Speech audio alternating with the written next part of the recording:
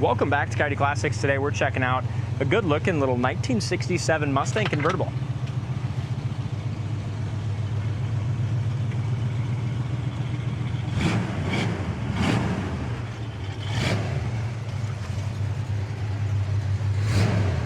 Really a sharp car, great year for the Mustang. It's got the Deluxe hood with the turn signals in the hood. Look at that. No power top needed.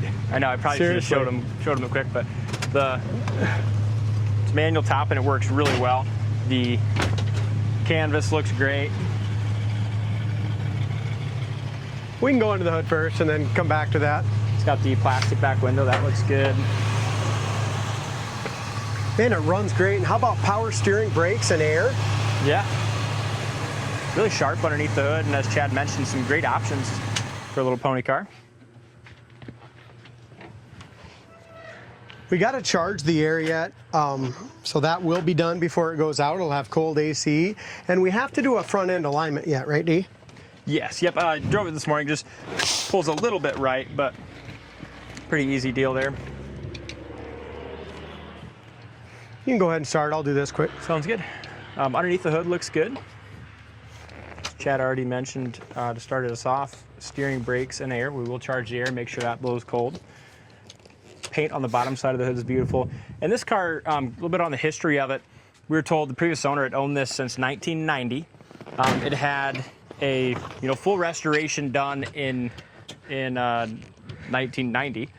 93, right? 1993, yep. That's right. Paint was done, rotisserie done back in the day. So it's got 32 years of being driven and parades and stuff like that. So, I mean, it shows the age a little bit, but it still has a great shine and a great look. And it still looks great. You can tell they did a nice quality job when they did it. When you look around the edges, behind the bumper, on the headlight surrounds, they did a nice job with the coverage and quality of the paint. Some of the age you're going to see is there's some paint chips here, some here.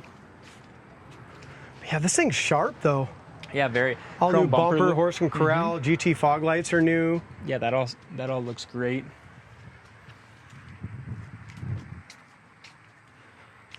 The Deluxe hood, and the hood fits really nicely here along the back, lined up with the cowl and fender. And it's got kind of the parchment interior when you get that far. It's not a bright white, but it's just that off-white interior, and it's got the full console, which is another option. Pretty cool car. Yeah, interior's quite sharp. Front disc brakes. It's got some Cragar SS wheels with the BFG raised wet letter tires. Front fender's in good shape. Paint's beautiful on it. Nice straight door and front fender too. It really does. It's got just a couple little minute chips right here. Very small, 3 little ones there. Corner of the door is not bad. You can see a little bit of work, but look how thin it is. They did a nice job there. They didn't have to put a bunch of seam seal or nothing there. Door jambs look good. Window felts, again, were done 35 years ago probably, or they weren't done at all. They might be original. They show a little wear. And you're talking just kind of like that. Yeah, the window felt right here. Just the felt. Door panels look awesome. Yeah, they look nice, and so do the door jambs. I mean, you could tell they pulled the hood and, the fenders and doors and all that stuff off when they did it. Seat's in good shape. You can tell maybe a little stain or something there, but padding looks nice. The cover's in good shape. Back seat looks good as well. The full console, which is a great option in these 7s and 8s. Correct steering wheel. Your gauges and lenses look very nice yet. And the dash pad is in good shape too. I don't see any cracks on that. Oh, wow. It's got the snaps for the parade boot. Big Rockford Foscat amp. And that's probably why you heard. It's probably just got the sub working in there. Yeah, I don't know if the speakers are working. It might just be the sub. Yeah, I think they probably took the speakers out of the back seat or whatever. But needs some 6x9s or something on the laying down on the floor or something like that. But it's got a sub and amp, it looks like. Look at this. This kind of shows you, it looks like original paint here. That's all good and solid still. See it? Very. Jammed it well. The rubbers are nice here in the trunk. Back bumper looks good. It's got a light coat of dust from just sitting out waiting for us to do this video today, but Rear bumper looks good. Taillights look good. It's got dual exhaust coming out underneath that rear valance. Looks like the driver's door doesn't quite fit as good. The striker could go in a little bit probably, but anytime you restore one, you always take that, you know, chance of something just not fitting perfect again. They didn't always fit perfect from the factory either, though. No. You might not see this from your angle, D, but it's got a little ding right here, about the size of your thumb. Okay. Right here, that probably could get it back in there with a paintless dent removal. Super solid though, ain't it? As far as your bottom of the car. Yeah, very solid. And we'll have undercarriage pictures up on our site, coyoteclassics.com. You can check those out for yourself. Chip that's been touched up. Another very small one there.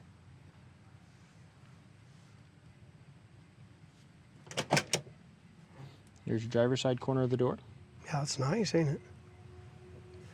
Factory trim tag. Door panel's in good shape. There's a little chip on the door panel there with paint. Those black bugs are terrible. It's awful. It's about that time of year though.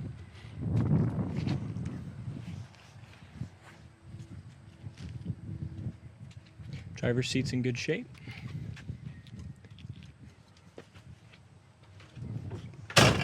On the front of this door, there's a chip there. Kind of like a little gouge, ain't it? Yeah, it's a gouge. Yeah, it's a good way to describe it.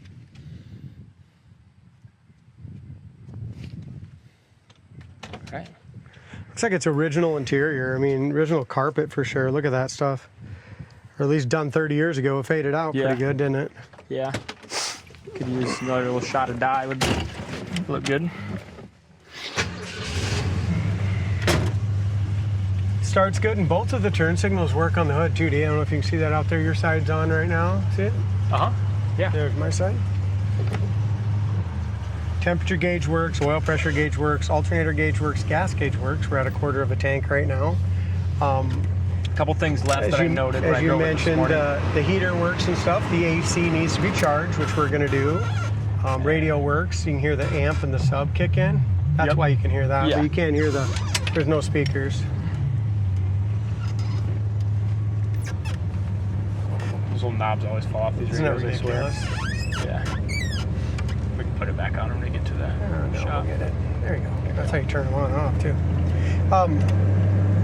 Turning indicators work on the dash, both sides. Wipers work. Basically, the AC needs to be charged and the horn needs to be fixed. Brakes are awesome on it. I didn't notice if it has disc or not, but it feels like it, don't it? It does.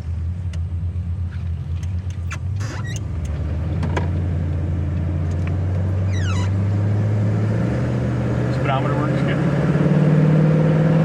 We drove this in a parade. Yeah, that's Not too long ago, like Gina did or somebody did. It goes down the road great. Yeah.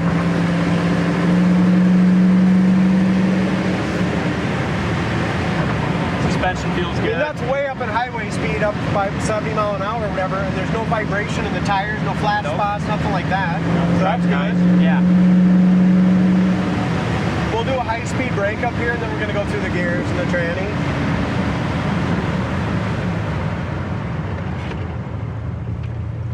Power brakes work well. Yeah, it works awesome.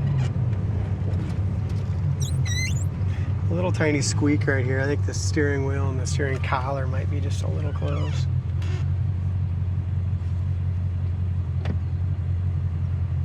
Has a good idle to it too, don't it? It does. It runs nice. I like the car. It's very sharp, and it's kind of a candy apple red. That parchment looks very Sort of been a nice. factory color back then. Yep.